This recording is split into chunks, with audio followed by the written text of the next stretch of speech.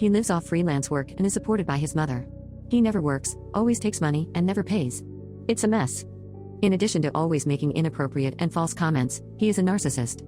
That's why my mother-in-law divorced him. Well, 3 hours later, they arrived and I got in the car. My father-in-law asked why my daughter didn't go to school that day. I said that I let her miss it because it was just a play day, and she asked to go shopping with me. He simply said that I didn't want to take her to school out of laziness. He commented that I was so committed to the gym that I should have the same commitment to the school. He was so rude and accusatory. I felt my blood boiling in my veins, firstly because I do 1,000 things a day.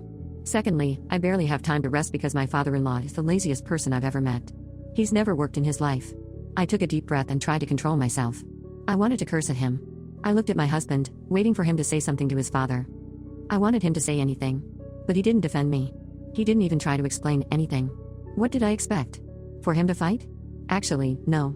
I wanted him to say, "Don't talk to my wife like that." It was not the first time my husband had failed to respond to someone in his family who said something inappropriate. He says it's better to avoid a fight. He says that's just how they are. On that day, all our marital problems kept playing in my mind. I was very disappointed. I couldn't even look at him. I have been fighting for my marriage, but I feel like he isn't fighting for me at all. Now, I really want to file for divorce. I'm hurt and afraid I'm overreacting because of this. Update 1. I'm going to file for divorce. Since I wrote here, many things have happened.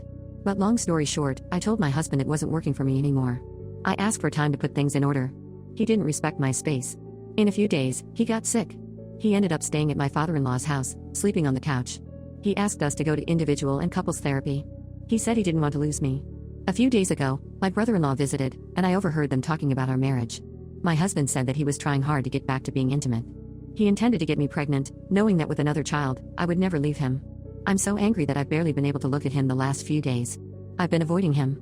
Honestly, there's no more time to fix our marriage. How could he be capable of something like this? I feel deceived and manipulated in ways I can barely explain. He still doesn't know that I heard, and he doesn't know that I'm going to file for divorce. Update 2. Today, I went to the house of my husband's grandmother. We sat down to talk, and she told me about a big fight between my father-in-law and my husband. She said that my husband had cut him off. My husband arrived, and we stopped gossiping in the kitchen and talked about trivial matters. We heard the gate slam at one point, so my husband got up and went to see who had entered. Moments pass, and we begin to hear loud voices. My husband and my father-in-law were yelling at each other. My husband said, "You never recognize what we do and the opportunities we give you.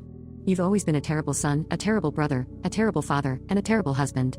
I'm tired of trying to help you. I did more than I should have, and you will never get better."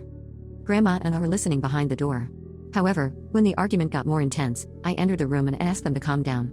I have never seen my husband so angry in the almost 25 years I have known him. He is not confrontational and does not fight. But my husband attacked my father-in-law and pinned him against the wall. He shook him. I ran and tried to push them away. At some point, I put my hand on my father-in-law's arm, and he turned it sharply. I felt pain, but I was too nervous to see what had happened. My husband reacted to his action by pressing my father-in-law even tighter against the wall. With great difficulty, I managed to push my husband away, who was beside himself, and expelled my father-in-law from Grandma's house. My wrist turned purple and swelled at the exact moment my husband turned pale when he saw it. We went to the hospital. I spent the rest of the day between doctors and x-rays. Thankfully, no bone was broken, but the orthopedist had to put it back in place. It hurt a lot. I will use a compressor for 5 days. My husband is torn between worrying about me and fighting with his father. He went to get my medicine and stopped by work to take some time off. When he returned, I demanded an explanation. I want to know why my husband became so extreme. What led to all this? I still have yet to tell him about the conversation I overheard between him and my brother-in-law, or about getting ready to leave. At the moment, all I can think about is what my father-in-law did.